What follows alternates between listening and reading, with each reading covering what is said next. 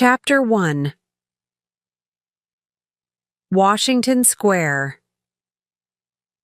Jim Riley was 14 years old, and he lived in the beautiful city of San Francisco in California. He was short, thin, and wore glasses. He had brown hair and blue eyes. His mother died when he was 6 years old, and his father lived in another city. Jim lived with his grandfather. This was his first year in high school, and he liked it a lot. His favorite subject was science. On weekends, he had a part-time job at a supermarket to make extra pocket money. Jim's home was on Telegraph Hill near San Francisco Bay. From his living room, he could see the Golden Gate Bridge and the bay. Every morning, he walked down Telegraph Hill. He met his friends at the bus stop at Washington Square. They went to high school together. Washington Square was a historical landmark, and the people of San Francisco loved to go there. It was a lovely park for children and adults. There was a small playground for children. It was also a place for the people of the North Beach neighborhood to meet.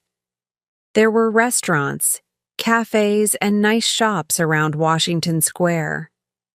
Often there were music and arts festivals. Normally, Washington Square had green grass and beautiful flowers. But there was no rain for a long time, and the grass was dry and yellow, and the flowers were dead. "Hi, Jim," said Brian. Brian Wilson was Jim's best friend. He was 14, too. He was a tall boy with blonde curly hair and green eyes. He played basketball on the high school team. His parents had a grocery store, and he helped them on weekends. "Hi, Brian. Did you finish your English homework?" said Jim. "Yes, I did, but Shakespeare wasn't easy." "Look, there's Susan," said Brian. "Hi, guys," said Susan. Susan Hardy was a pretty African-American girl. She was a good friend of both boys. She was also a very good student. She had a part-time job as a babysitter for the children of her neighbors, the Moreno family. Her brother Tom was 20 years old. He was a biology student at San Francisco University and played on the university football team. "Are you ready for the math test?" asked Susan.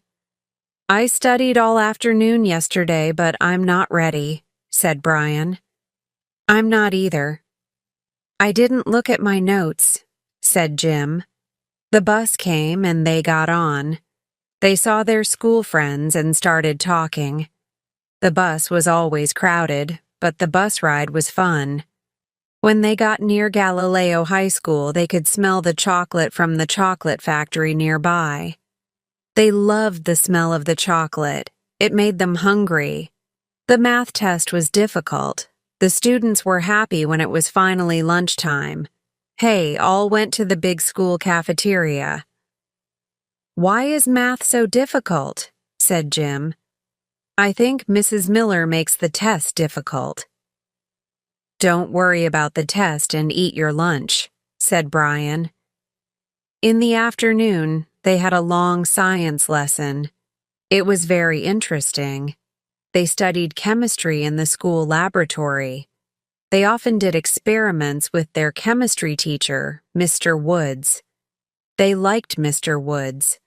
At 3:15, the school bell rang. It was time to go home, and it was Friday. "What are you doing this weekend?" asked Brian. "I'm working at the supermarket tomorrow," said Jim. "But on Sunday I'm coming to see your basketball game." "I hope we win," said Brian. "I'm working tomorrow as well at my parents' grocery store. It's always a busy day. But I'm free tomorrow night." "Well, I'm babysitting for the Moreno children all weekend," said Susan. "Do you want to go to the movies tomorrow night, Jim?" asked Brian. "Yes, that's a great idea," said Jim. "I'll phone you." Chapter 2. The face at the window. Jim walked slowly up Telegraph Hill. It was a foggy afternoon in February. Every day Jim walked in front of an old mansion. It was a mysterious wooden building with a big garden and a fence around it. Jim often looked at it and thought, "What's inside?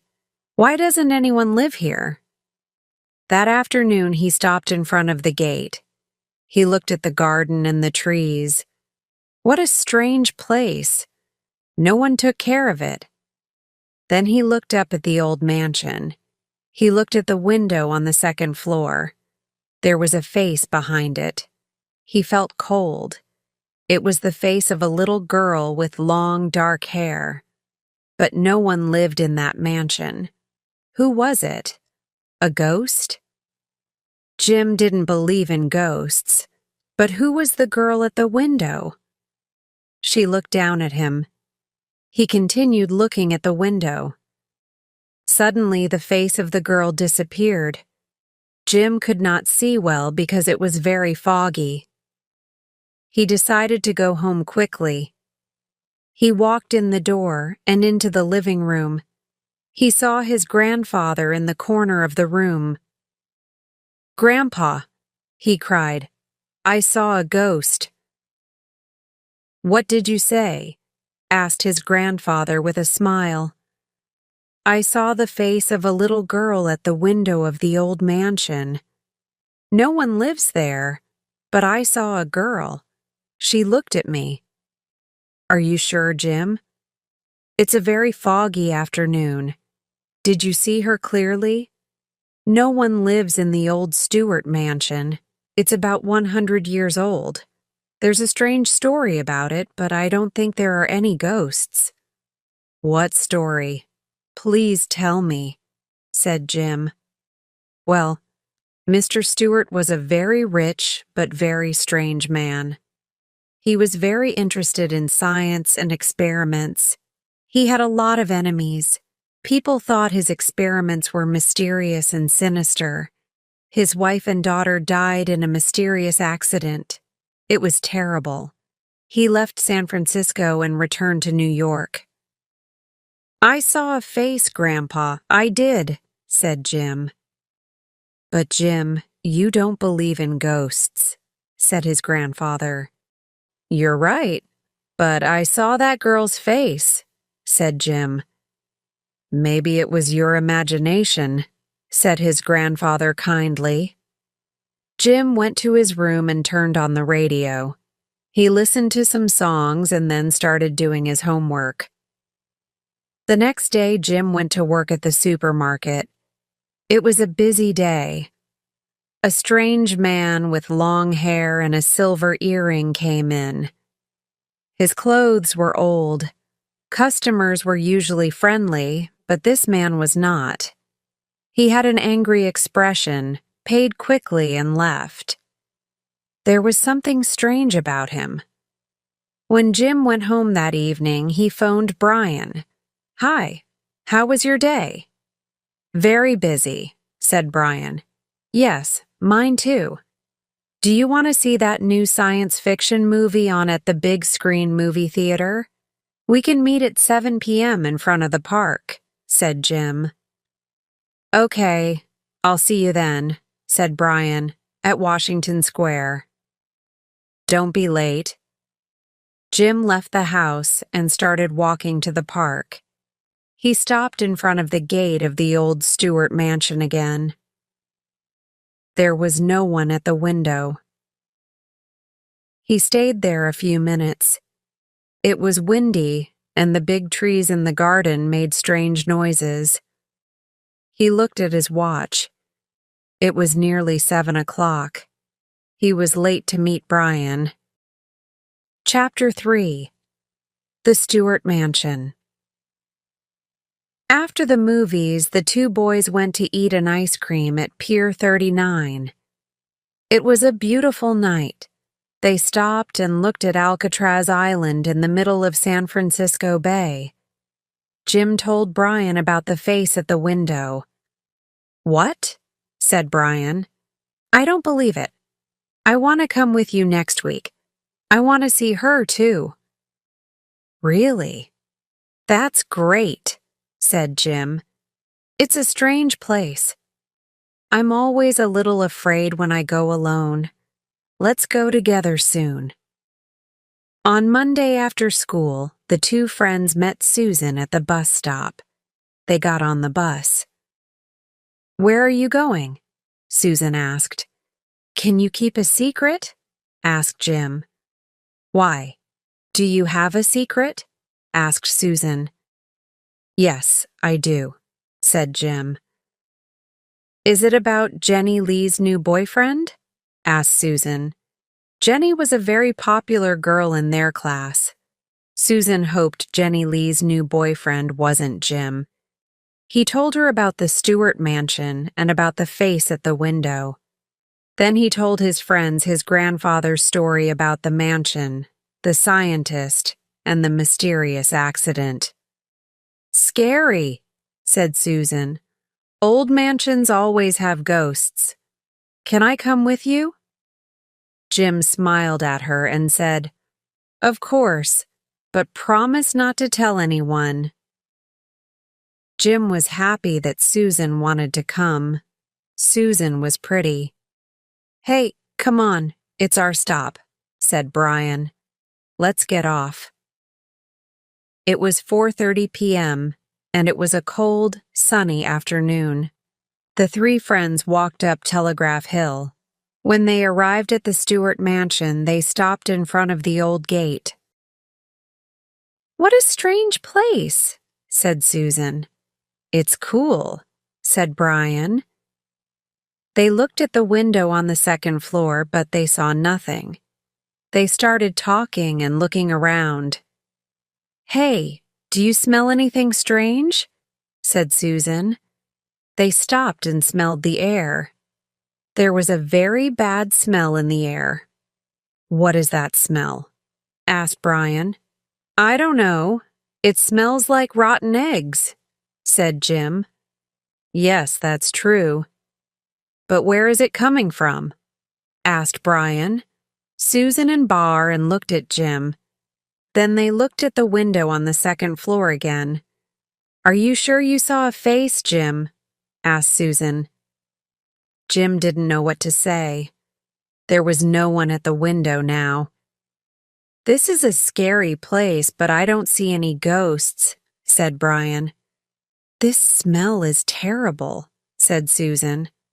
Let's go home and forget about the ghost. It was probably your imagination, Jim. Look, cried Jim. There's yellow smoke over there. Near the bottom window of the mansion, they saw strange yellow smoke in the air. Wow, you're right, said Susan. What's happening here? Said Brian. It smells like a dead body. Maybe there's a dead body in the mansion. Maybe this is a secret cemetery, said Jim. Brian's face became white. The three friends looked at each other. A secret cemetery? They said softly.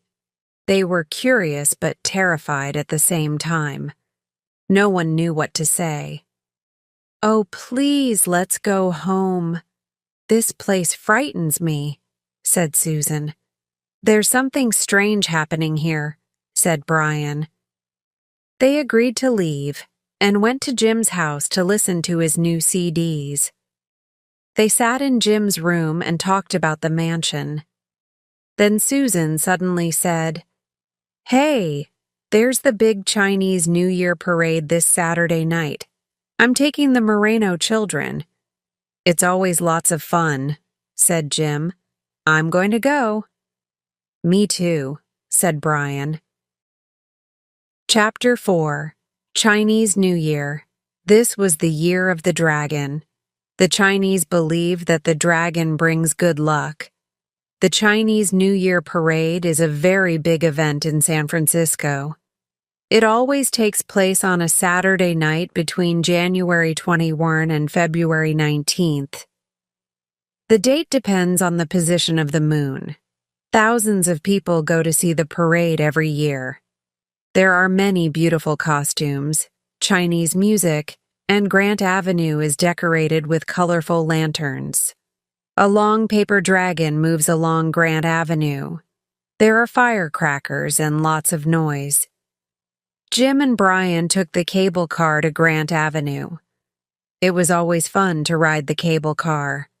Susan and their high school friends were at the parade.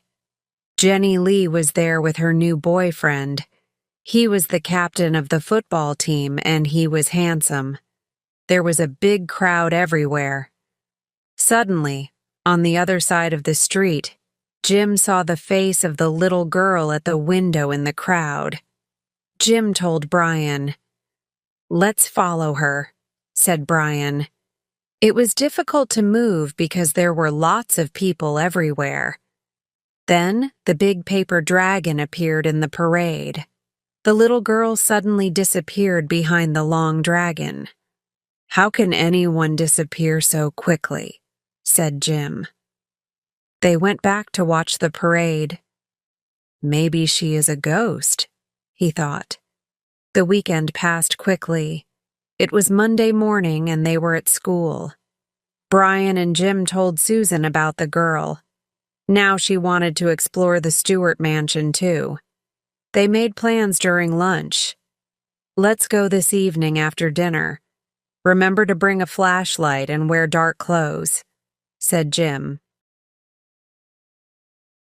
They were very excited. When school finished at 3:15 p.m., they ran out. They wanted to go home quickly. At about 7 p.m., they met in front of Jim's house on Telegraph Hill. When they arrived at the Stewart mansion, everything was dark. It was a foggy, windy night. They looked at the window on the second floor, but there was no one there. They climbed over the fence and went into the garden. The tall trees moved in the wind. "I don't smell anything this time," said Susan. "Me neither," agreed Jim. "And now what do we do?" asked Brian. "I don't know," said Jim. "Let's look inside." "Here are windows near the ground," said Susan. "And let's remember to be very quiet," she whispered. "Okay," said Jim. The three friends went to a window and looked inside. The glass was old and dirty. Brian turned on his flashlight and looked. There was a small room with an old desk and some chairs. "This was probably the study," said Brian. Susan turned on her flashlight. "Look at the newspaper on the desk," said Susan. "I can't see well, but I think it's yesterday's newspaper. Look at the headline, 'Water Scarce in San Francisco.'" "But no one lives here," said Jim. They looked inside another window and saw a big room with old furniture. It looked like the living room. On the wall there was a big painting of a man, a woman, and a little girl. "Look, that's probably a painting of the Stewart family," said Susan. "Yes, before the mysterious accident," said Jim. "And the little girl has long, dark hair. She looks like the girl at the window," said Susan. "But we saw the little girl at the parade," said Brian. "How can she be a ghost?" "Remember, she disappeared behind the dragon very quickly," said Jim. They went to the other side of the mansion. There was a broken window near the bottom of the house. They looked inside. They saw a big, dark basement. No one was there. Then Jim turned on his flashlight too. In the basement, they saw some long tables. There were test tubes, glass bottles, and other laboratory equipment. "This looks like our chemistry lab," said Jim. "Maybe someone is using it," said Susan. "But why?" "Maybe someone is experimenting with something secret," said Brian. "I don't like this place," said Susan. It gives me a bad feeling. Are you scared? Asked Brian. No, I want to come back again, but in the daytime, said Susan.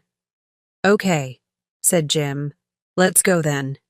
Crash. There was a loud noise. It came from one of the rooms upstairs. What was that? Cried Susan. We're not alone here. Someone or something is here, said Jim. Let's get out of here, said Brian. They started running to the fence. They ran under the trees and suddenly heard a strange sound from the branches above their heads. They looked up. Eek! Cried Susan. Bats! They climbed over the fence quickly and ran away. Chapter 5. A mysterious magician, Jim heard the voice of a child in the fog. Help! Help! It was a cold night. Jim stood in front of the Stewart mansion. There was fog everywhere. The voice came from inside the mansion. He didn't know what to do. He wanted to help the child, but he also wanted to run away. Suddenly, he felt a hand on his arm. For a moment, his heart stopped. He could not turn around. He was too scared. An angry voice behind him said, "What do you want?" Jim turned around slowly. He saw a big mar with long dark hair and angry eyes. It's the same man I saw at the supermarket 2 weeks ago, he thought. He was about 50 years old. He had a silver tooth and it shone in the dark. He also had a silver earring. He was awful. Well, what do you want here? Jim looked at him and said, Nothing. Who are you? Don't ask questions. Stay away from here. I'm a dangerous man. I eliminate problems and you're a problem. Go away now. He pushed Jim to the ground and disappeared in the fog. Jim woke up. He was scared. Phew, it was only a dream, he thought. He looked at his alarm clock. It was 3 a.m. The next day, Jim, Brian, and Susan went back to the mansion in the afternoon. They went to the basement window.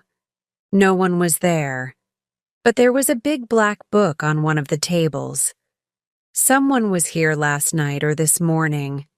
There's a book on the table. It wasn't here last night, said Jim. You're right, said Brian. And who has the keys to the mansion? Asked Susan. That's a good question, said Brian. The days passed and something else happened. The grass in Washington Square was green again, and there were flowers. Everyone in the neighborhood was surprised and happy. Jim talked with his grandfather about this. Grandpa, it's amazing. Washington Square is beautiful again. The grass and the flowers are growing. But how? There's no rain. How can grass and flowers grow without water? Said Jim. You're right. It's strange. There's no rain, but the grass is growing, said Grandpa. There's an article in today's newspaper about it. Jim started reading. Washington Square. Who is the magician? The grass and flowers are growing again in Washington Square. The square was dry for months, but now it is beautiful and green. The organizer of the jazz festival, Mike Murphy, says, I thought it wasn't possible to have the jazz festival this year, but now it's beautiful and we can have the festival as we always do. Artists from all over California are coming this year. Some people believe something mysterious is happening in Washington Square, one person said. There's no rain, but the grass and the flowers are growing. I don't believe in magic, but it's very strange. Who is the magician? Mr. Magician, can you bring San Francisco some rain too? Chapter 6. The Game. One afternoon, Susan took the Moreno children to Washington Square. They played in the small playground. Then they went to the duck pond. The children liked feeding the ducks in the pond, but the ducks were not hungry. "Susie, why aren't the ducks eating the bread?" asked little Sally Moreno. "I don't know.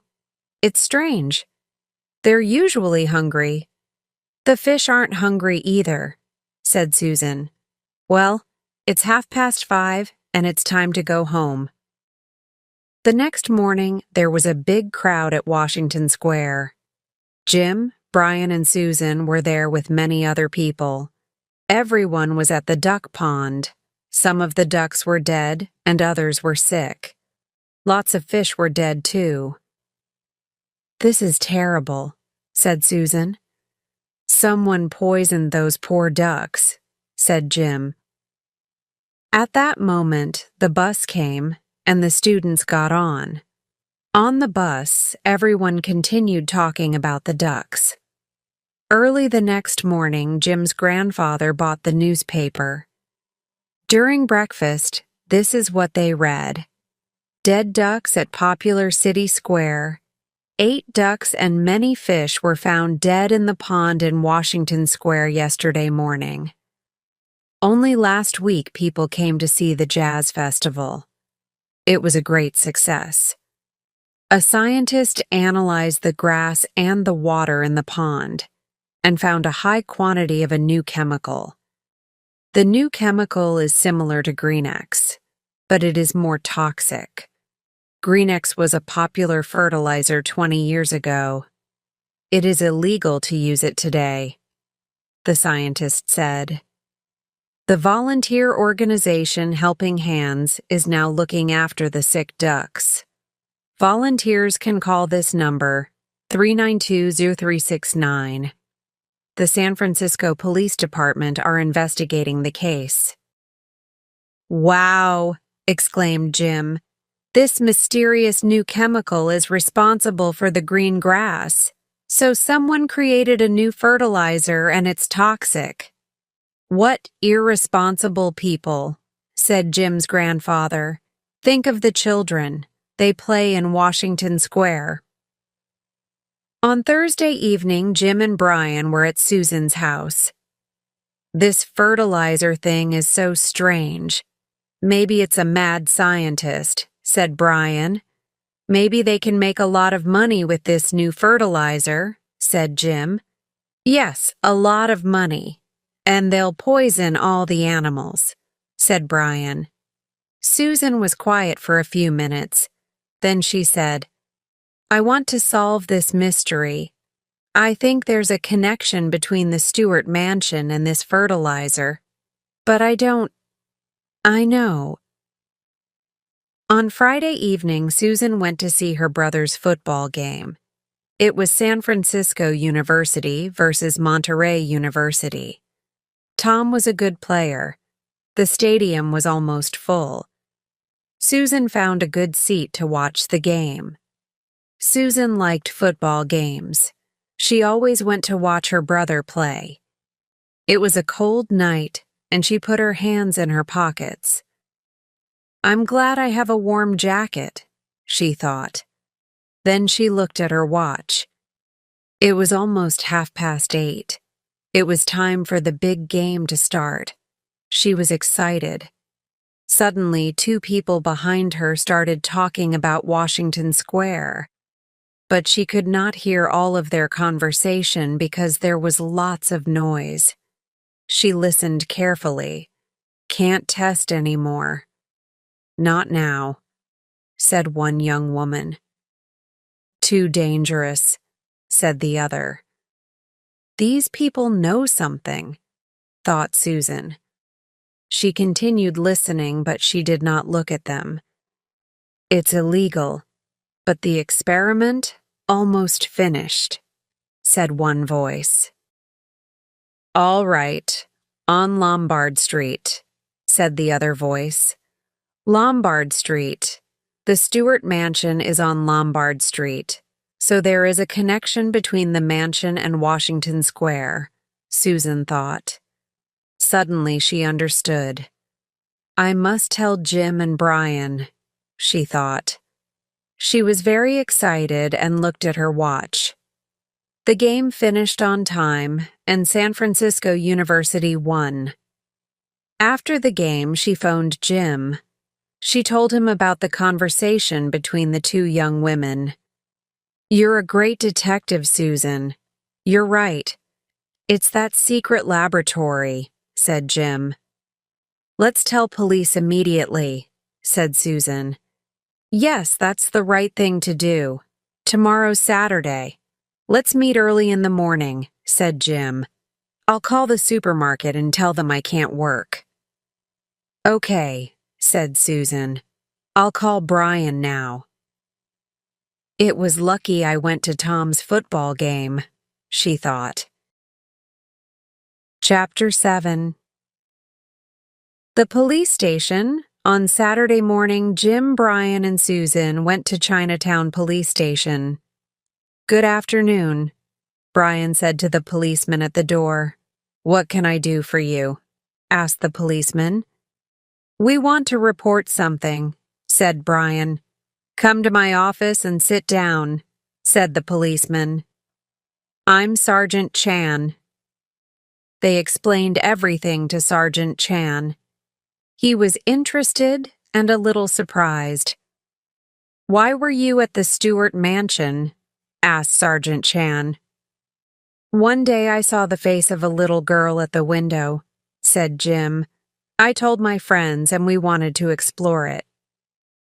Did you see anyone inside this secret lab? Asked Sergeant Chan. No, we didn't, said Jim. I understand, said Sergeant Chan. The mansion is very close to Washington Square. Perhaps you discovered something interesting that night. I'll send some officers to investigate. I want you to come too. You know where the laboratory is.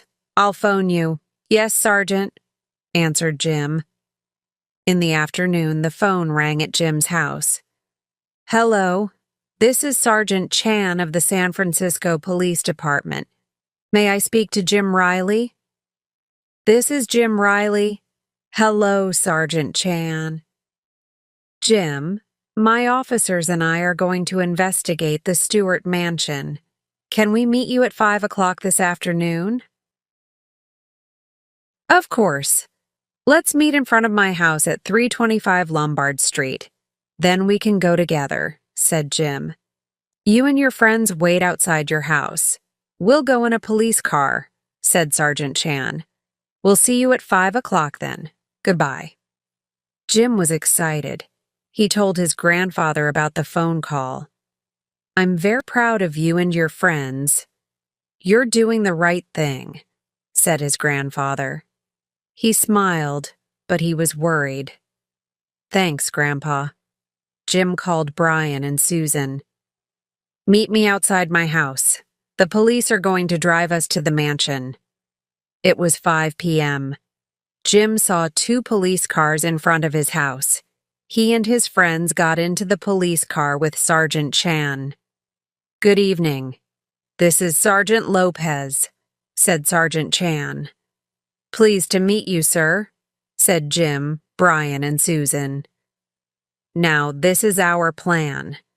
We'll drive to the mansion and my officers and I will go in. Jim, you will show us the basement window. After that, you must stay outside the mansion. Only the police will enter because it can be dangerous. Do you understand? Yes, I do, sir. I'll wait outside with my friends, said Jim. The police car drove up Telegraph Hill.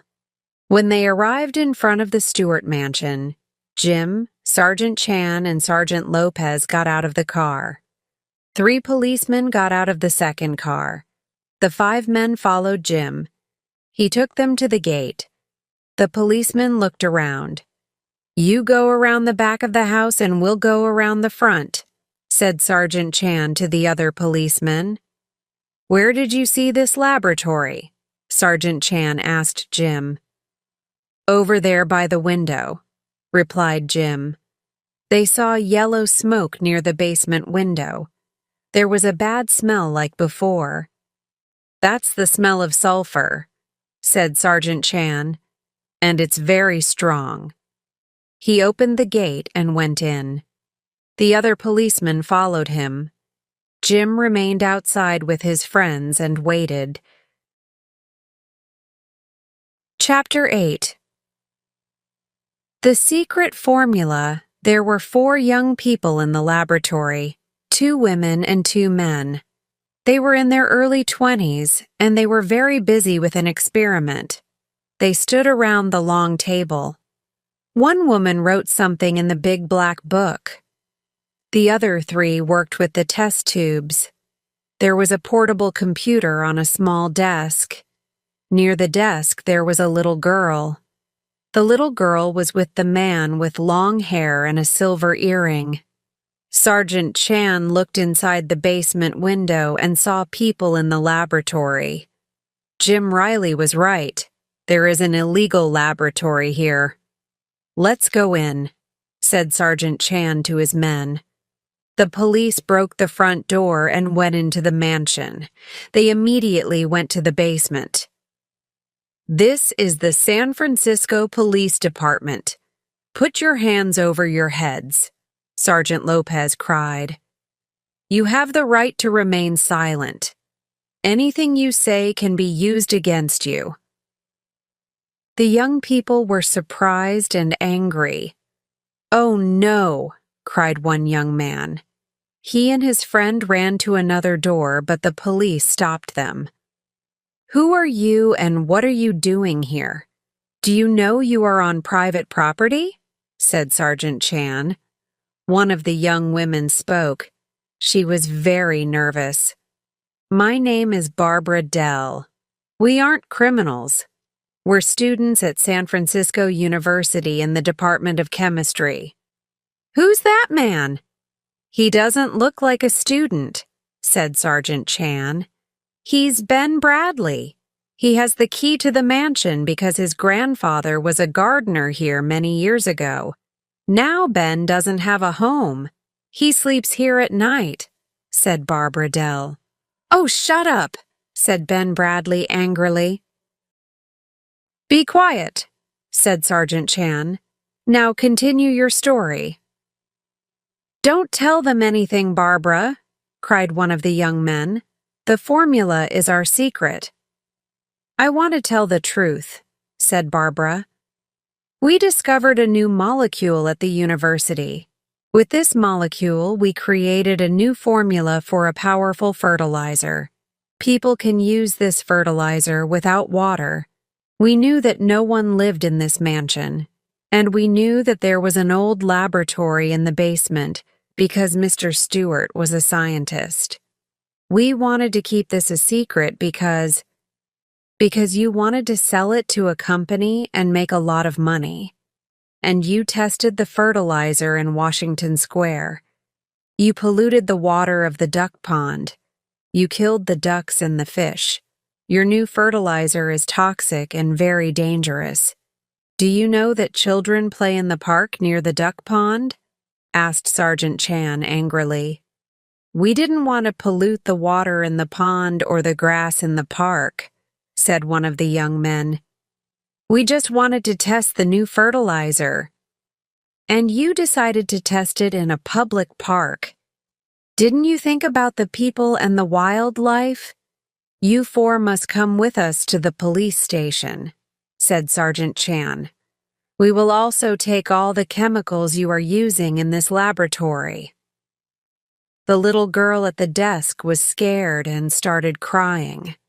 She ran to Barbara Dell. Who is she? Asked Sergeant Lopez. She's my little sister. I bring her here sometimes, said Barbara. Then the policemen, the university students, and Ben Bradley came out of the mansion. Jim, Brian, and Susan were outside. When Jim saw Ben Bradley, he was very surprised. It's the man from the supermarket. he thought. The little girl looked at Jim. Well, she's not a ghost. She's real, he thought. Sergeant Chan smiled at Jim, Brian, and Susan and said, "You helped us a lot. Thank you. Come to the police station tomorrow and I'll explain everything. Thank you again." The police cars drove away. The next day, the three friends went to talk to Sergeant Chan. "Those university students were very intelligent," said Jim.